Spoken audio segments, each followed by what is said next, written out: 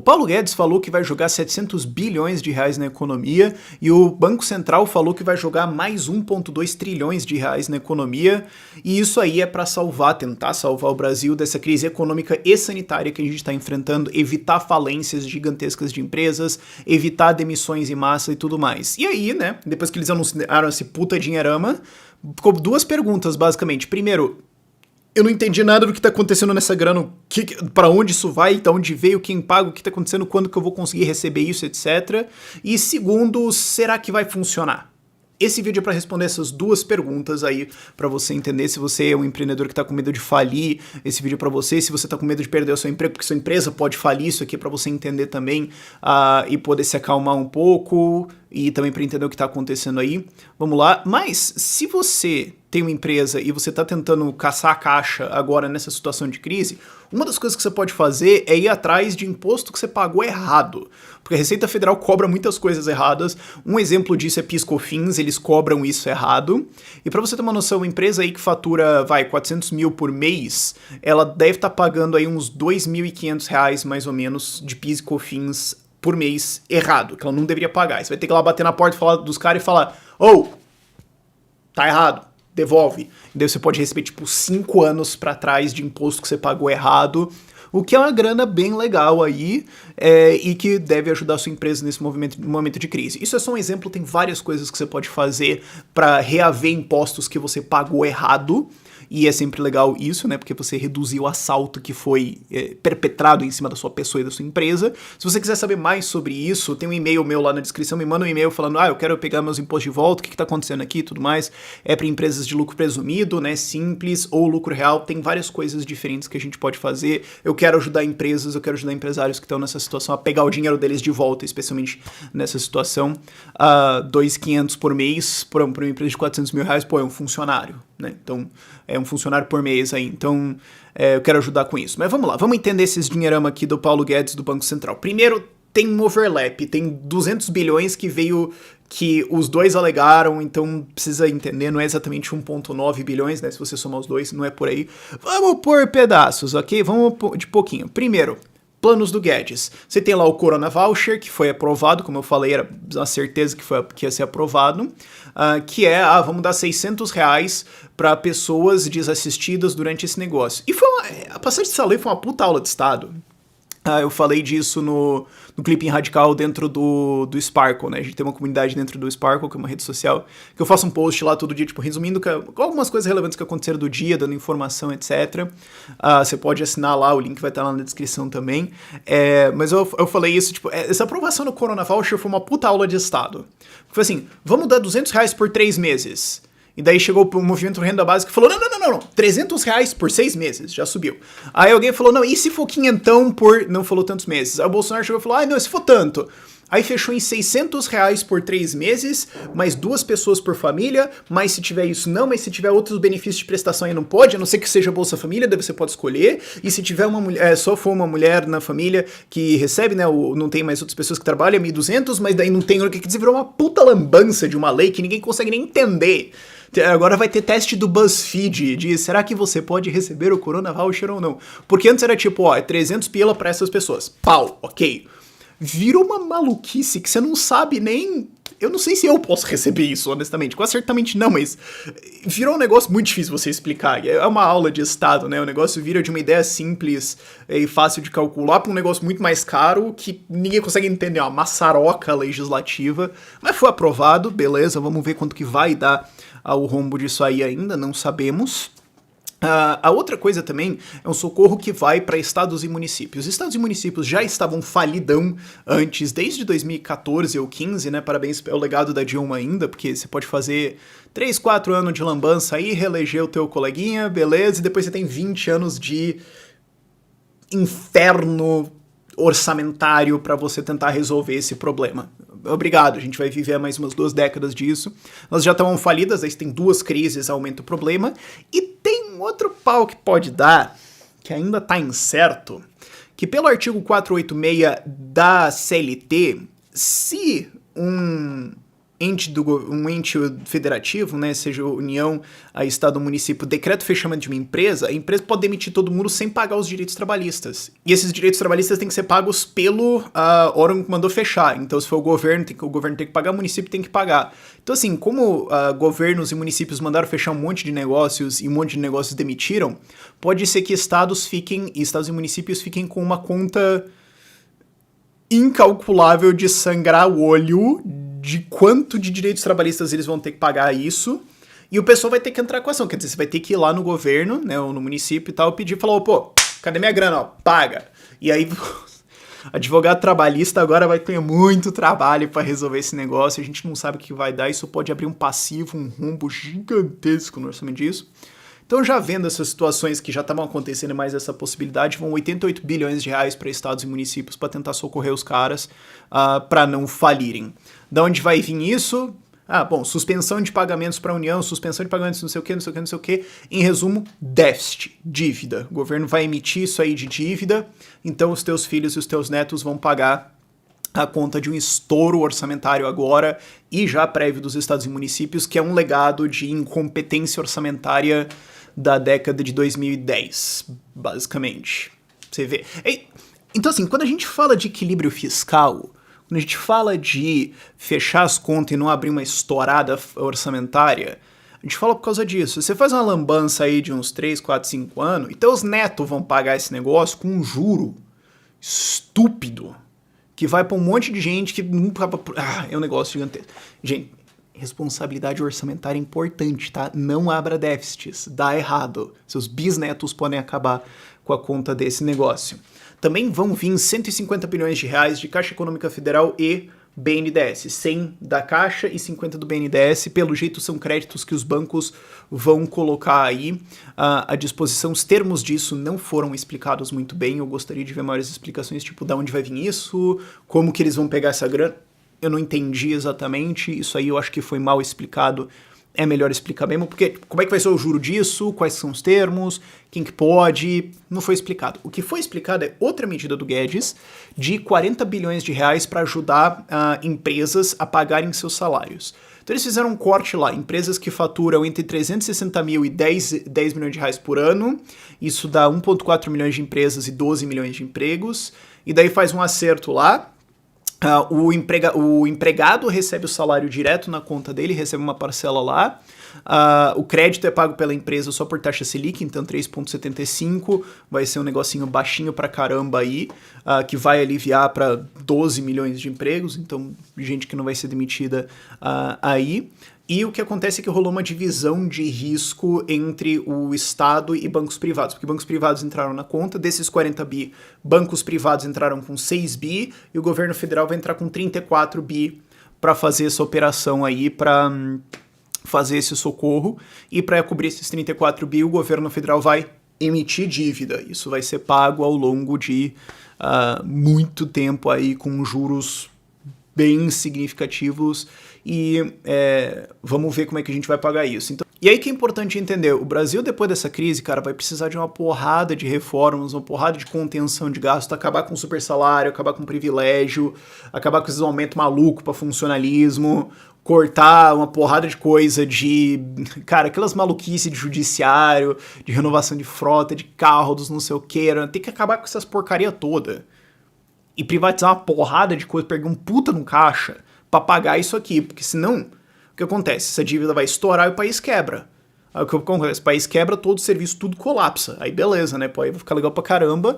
E o resultado disso vai ser, bom, vamos botar a conta pra você, né? Ou teus filhos, teus netos, teus bisnetos vão pagar essa conta aí ao longo de muito tempo, ou vão ter que subir imposto aí em 2021 e 2022, o que é outro motivo também para você começar a fazer planejamento tributário, porque para isso aqui dando um aumento de imposto daqui a alguns anos é bem facinho, viu? Porque os caras vão ter que cobrar e cobrir esse negócio aqui.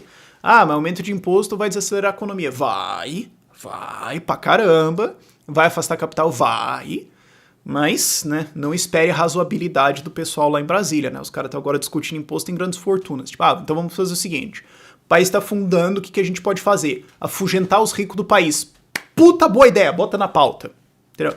A galera que tá propondo esse negócio é a mesma galera que vai tentar resolver vai tentar resolver esse trem aqui. É a mesma galera que tá querendo fazer aquele assalto de empresas, de roubar 10% do lucro deles via o artigo 148 da Constituição, de fazer aquele empréstimo compulsório, aquele empréstimo obrigatório de empresas para a União.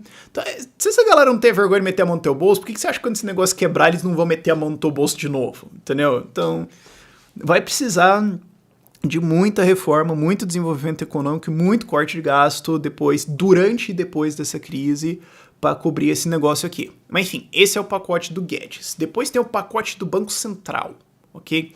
E aí você pode ter falado, Rafael, você não falou daqueles 200 bilhões lá que o Guedes falou que vai entrar. É porque isso na verdade é do Banco Central.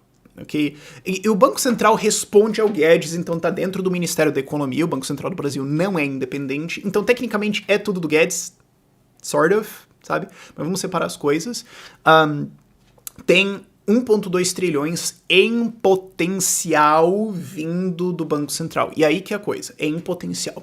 O pacote do Guedes que eu descrevi até aqui, ele é bem, ok, esse gasto vai acontecer. Você pode ter certeza que 100% disso vai entrar aí muito rapidamente na economia e ser torrado e virar alguma coisa. Esse da Caixa Econômica e do BNDES, o 150 bi, eu não sei o quão rápido vai ser, mas é bem provável que ele entre. Esse 1,2 trilhão de reais que o Banco Central anunciou já é mais... Vamos ver, vai ser um pouco mais complicado. Porque daí a gente entra em como um banco central funciona e como um banco funciona e como é que vai entrar essa grana pra gente entender cada componente disso. Então, primeiro, vamos dos números grandes para os pequenos. Tem uma coisa que pode dar 770 bilhões de reais de injeção de dinheiro na economia. O que é isso? É empréstimos do Banco Central para bancos garantidos por letras financeiras. Várias operações do que o Banco Central está fazendo são... cara, pega qualquer coisa aí que tem de valor no teu banco, você não tem um título aí, uma letra, algum investimento, alguma coisa. A tua cadeira é bonita, esse grampeador aí parece legal, vende pra nós, empresta, não é vende, é empresta. Você me empresta o teu grampeador aí por 1 ano, eu te dou vintão e daqui 1 ano eu te devolvo o teu grampeador e você me devolve vintão. Então várias dessas operações do Banco Central são desse tipo, essa é isso aí. Ela é um empréstimo com garantia em letra financeira. O quê? Letra financeira? Eu não sabia, tem um negócio no alfabeto, porcaria é essa. Letra financeira é uma operação de investimento que um banco pode emitir. Ele pode falar, você deposita aqui comigo por 2 anos, 150 mil reais no mínimo, eu vou te pagar tanto, né, um rendimento fixo, e fica aqui. Eu ganho esse dinheiro aqui para eu operar, para eu fazer várias coisas com ele, e daqui 2 anos eu te devolvo ele. Então o que acontece? Eu, banco, tenho um dinheiro na mão, e você, investidor, tem uma letra financeira, você tem um papel lá que diz Banco X prometeu muito, muito sério que vai me pagar X mais tantos por cento, daqui 2 anos é verdade mesmo, assinado o banco. Então, isso teoricamente tem um valor, você pode vender para alguém. Uma letra financeira não pode ser negociada, tem várias coisas que impedem isso. Mas isso teoricamente tem um valor. Daqui um tanto de tempo, isso aqui vai valer uma grana, você vai pegar isso, né? É uma promessa de pagamento, é um cheque. Se você quiser exagerar muito, né, estourar muito o exemplo, é um cheque. Então o que o Banco Central falou? Cara, banco, se tiver uma letra financeira tua aí que você aplicou com alguém, passa pra cá e eu te passo uma grana. Né, porque você investiu com alguém, mas ficou travado essa grana. Pô, aí meio que quebra as pernas, né? Então me empresta esse negócio e eu te empresto uma grana aí, beleza? Beleza. E isso aí tem um potencial de liberar 670 bilhões de reais. E aí entra em potencial, por quê? Porque os caras têm que ter essas letras financeiras para chegar no Banco Central e trocar com os caras. Isso é parecido com o que o Banco Central americano está fazendo desde setembro. São operações compromissadas, né? Você me dá um papel aí, um tesouro, uma hipoteca e tal, e eu te dou um dinheiro. O problema é que tem o quanto que o banco pode dar para o banco, pode emprestar para o Banco Central e ainda bater os requerimentos dele, e tem ele ter isso dentro de caixa. Porque se o banco não tem lá essas letras financeiras dentro do caixa dele, dentro dos ativos dele, né? Se não tem isso para emprestar, se ele não tem um grampeador, ele vai emprestar contra o quê? Então, em potencial, isso pode dar 670 bi. Os bancos vão segunda-feira com 670 bi em letras financeiras ali no Banco Central, tipo, vrap. Eu não sei. Eu não sei como é que tá o balanço deles, eu não sei o que eles têm, mas isso pode demorar um tempo e pode ser que não seja interessante para eles por alguns motivos fazer isso, enfim. Então é um potencial teto de 670 bi. Quanto que vai acontecer realmente a gente não sabe. né? Um exemplo que estava acontecendo nos Estados Unidos, né? O Banco Central americano estava fazendo isso com título de dívida, né? Tesouro americano, e ele liberava, hoje eu tenho 100 bi para emprestar. Mas vieram pedir 70. Pô, então eu queria botar 100, mas só pediram 70, então fazer o quê, né? Então tem um limite aí, esse dinheiro não vai estar imediatamente disponível. Outra coisa, que é outra operação desse tipo, é com o tesouro. O Banco Central fala, cara, pega a dívida soberana do país aí, os tesouro direto, 50 bi, vai, eu tenho até um teto de 50 bi, você me passa um tesouro direto do governo aí, eu te dou a grana agora, depois a gente, né, eu te dou o valor disso, depois a gente destroca, isso aí com prazo até de 1 ano, é operação de repo, né, de repurchase agreement, é um acordo de recompra, ok? Mesmo espírito, é só que ao invés de ser uma letra financeira, é um tesouro. E tem outra também que eles estão fazendo com dívida de empresa, que tem aquele nome super estranho que é debenture. Cara, quem que teve ideia de usar esse nome? É um título de dívida de uma empresa. Gente, pra que ficar usando esse sistema? Coisa mais chata, velho. Bom, o banco tem um título de dívida de uma empresa. Sei lá, a empresa grande emitiu um título de dívida de 500 milhões de reais, fala, pago no futuro com 10%. Esse título tem um valor, o banco pode ir lá no Banco Central e falar, tem esse papel aqui, me dá grana. Plau, pega o dinheiro, bota no caixa, roda. Os dois, né, também Tesouro também e Debenture, tem o mesmo problema. Será que os bancos vão ter esses títulos para emprestar para o Banco Central? Será que eles vão emprestar todos? Será que eles podem emprestar todos e ainda bater todos os requerimentos e burocracias de capital mínimo que eles têm que ter?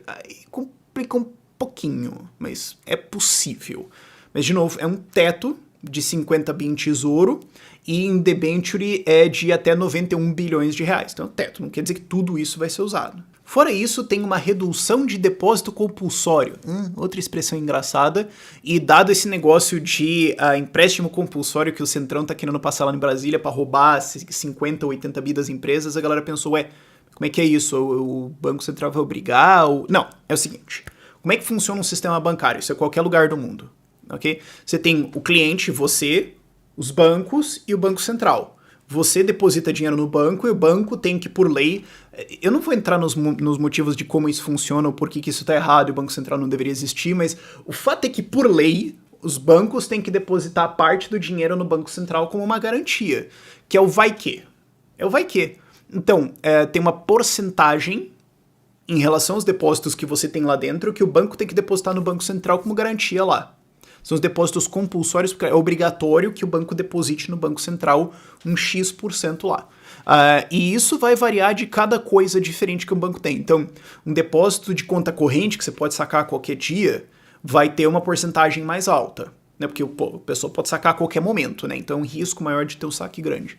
Um depósito a prazo vai ter uma porcentagem menor. E o Banco Central pode mudar as exigências dessa porcentagem para cada tipo de depósito que existe no banco. Ele pode falar, para depósito de conta corrente, você tinha que depositar 45% do valor aqui comigo.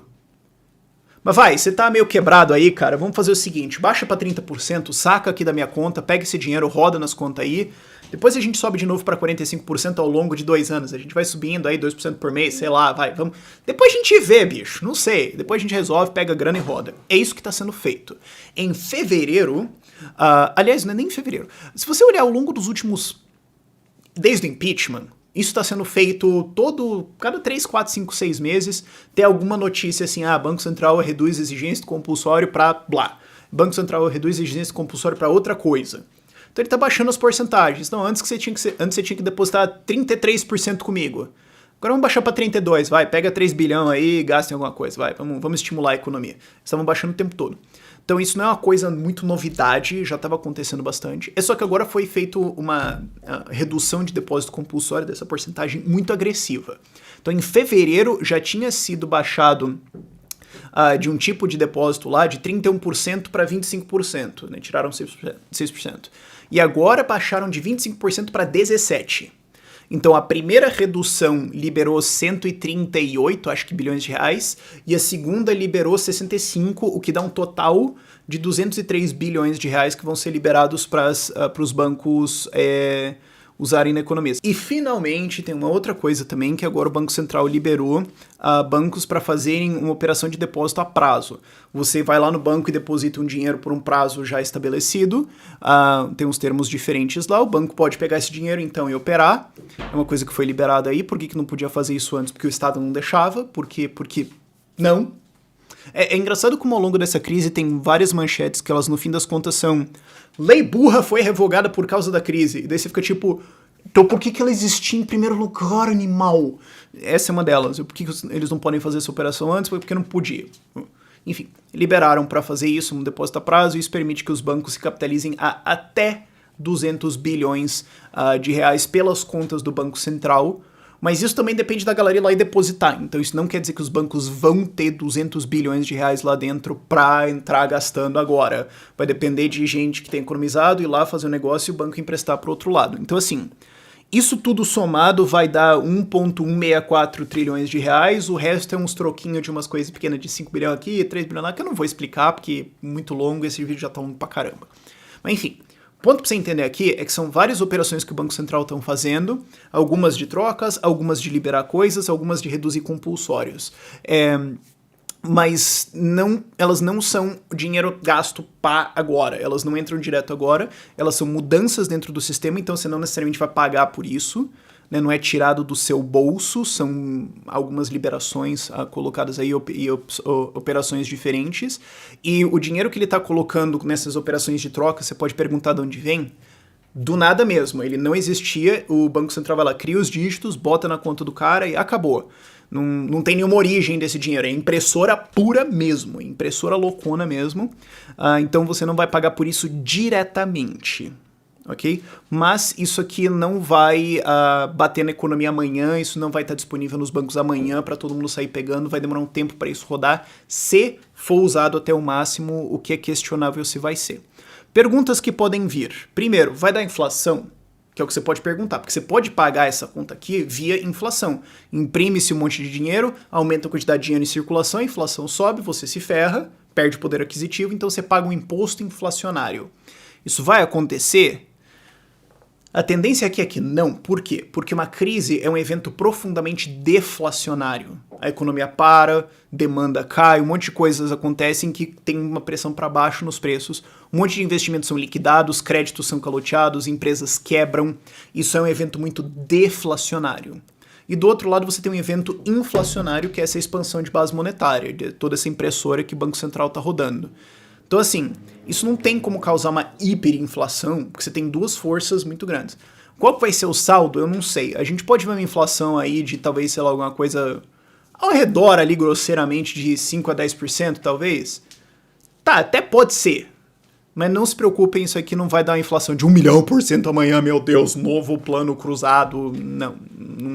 Não é isso que a gente vai ver. Por enquanto, novas imbecilidades podem acontecer que podem jogar a gente nesse caminho, mas a gente tem aqui duas forças muito grandes atuando, não se preocupe tanto com isso. Agora, outra coisa que também pode encanar esse crédito entrando na nossa economia é que dar crédito no Brasil é um negócio meio complicado. Então assim, por mais que o Banco Central vá lá e libere 1,2 trilhões de reais para serem jogados na economia e de fato isso seja puxado tudo pelo banco, emprestar dinheiro no Brasil ainda é complicado porque cobrança de dívida é difícil e tem vários entraves e regulações e burocracias no meio do caminho de você fazer um crédito. Então isso pode não chegar nas pessoas mais necessitadas. Porque empresas já bem estabelecidas, pessoas já bem estabelecidas com um score de crédito legal, vão conseguir acessar isso. Agora, cobrar dívida no Brasil é muito difícil. As regulações, todas as leis disso ao redor disso são muito ruins, elas não protegem propriedade privada, elas não protegem o crédito. Então o banco vai pensar, cara, a chance de eu ser caloteado, de eu não ser pago por esse negócio aqui é meio alta. Então, da galera onde a chance de calote é mais alta e eu não vou conseguir reaver essa dívida, pode ser que eu não empreste, pode ser que o juro saia muito alto. Então, pode ser que esse 1,2 tri, mesmo que seja usado pelos bancos, não vire crédito lá pelo outro lado, ou demore meses para de fato entrar na economia e virar alguma coisa, né? Como se você tivesse o gerente do banco ligando para todo mundo amanhã falando, já deu crédito na tua conta, acabou. Não é isso que vai acontecer. Então, para melhorar isso, seria bom urgentemente passar leis que melhoram cobranças de dívida, facilitam concessão de crédito, etc., desburocratizam e desregulam isso. Isso vai acontecer? Eu vou com não. Eu espero ser surpreendido, e adoraria estar errado, mas eu vou com não. Mas o fato é que a gente tem que entender que as leis de crédito ruins no Brasil fazem com que as pessoas mais necessitadas não tenham acesso a crédito e isso fique fechado lá numa galera lá de cima e tem várias consequências disso, então tem que tomar cuidado com isso aí. Mas enfim, é um vídeo longo, mas é uma coisa bem técnica pra gente entender o que tá acontecendo. Se você não entendeu o que tá acontecendo, ainda tá com dúvidas, deixa aí nos comentários, eu vou estar dando uma patrulhada nos comentários pra ver o que tá acontecendo, o que mais precisa ser explicado. Desculpa pelo vídeo longo, por esse vídeo é isso. Tchau, tchau.